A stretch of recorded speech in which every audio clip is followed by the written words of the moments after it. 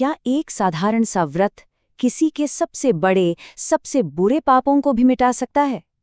आज हम कार्तिक सोमवार से जुड़ी एक ऐसी ही चौंकाने वाली कहानी को समझने की कोशिश कर रहे हैं। एक ऐसी कहानी जो हमें आस्था, कर्म और मोक्ष के बारे में दोबारा सोचने पर मजबूर कर देती है।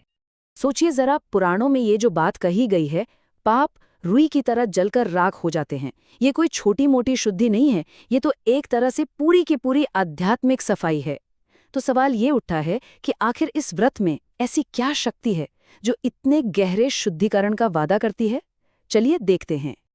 तो सवाल ये उठता है कि ये जो इतना पावरफुल ट्रांसफॉर्मेशन है, उसे हासिल कैसे किया जाए?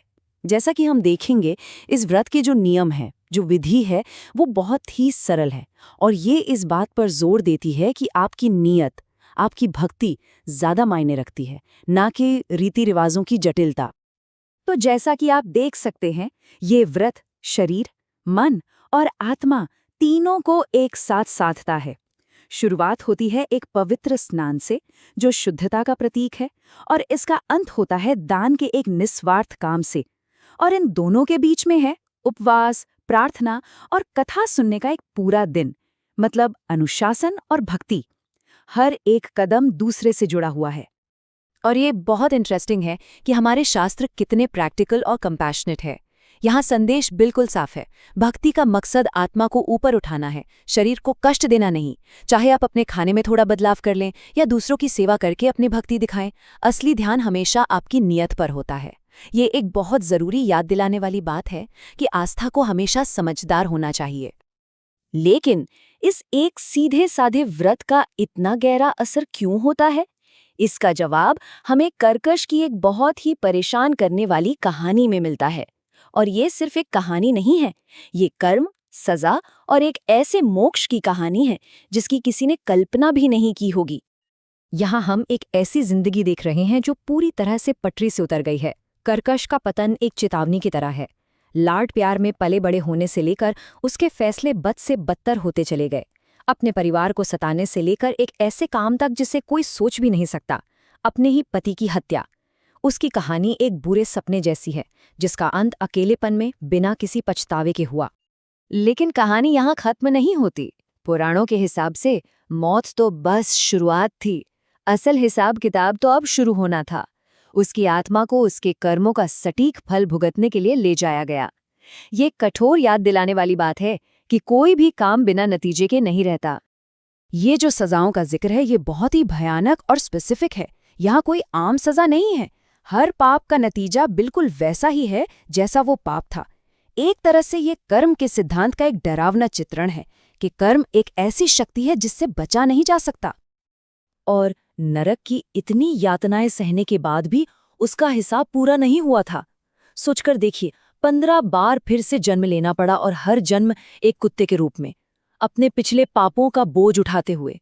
ये कर्म के चक्र की जबरदस्त पकड़ को दिखाता है। लेकिन फिर उसके 15वें जन्म के अंधेरे में कुछ ऐसा हुआ जिसकी किसी ने कल्पना भी नहीं की थी।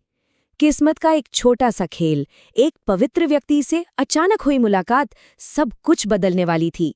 यही वो पल है जहां ये कहानी एक दुखद दास्तान से उम्मीद की एक अविश्वसनीय कहानी बन जाती है। तो वो क्या चीज थी जिसने सब कुछ बदल दिया? कोई बहुत बड़ा चमत्कार नहीं था, बल्कि प्रसाद का एक छोटा सा टुकड़ा था।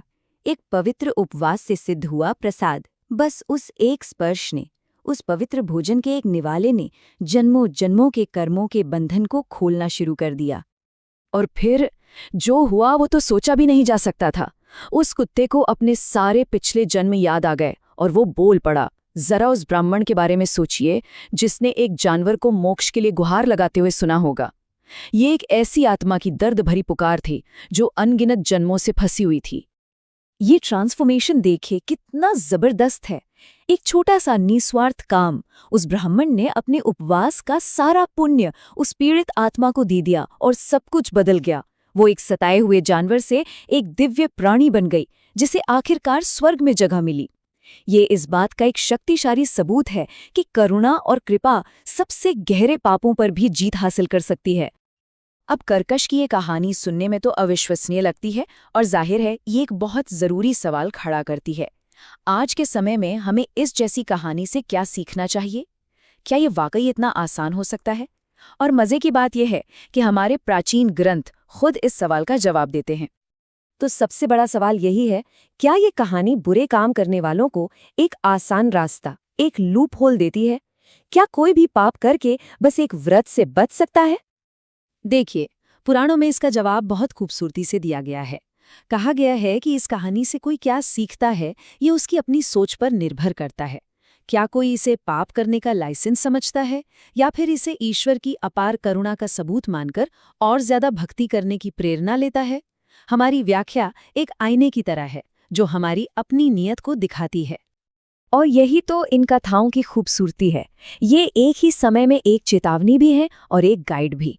ये हमें कर्कश का विनाशकारी रास्ता दिखाती हैं ताकि हम उससे बच सकें, और साथ ही ये हमें उस ब्राह्मण की दया और कृपा के जरिए मोक्ष का रास्ता भी दिखाती हैं।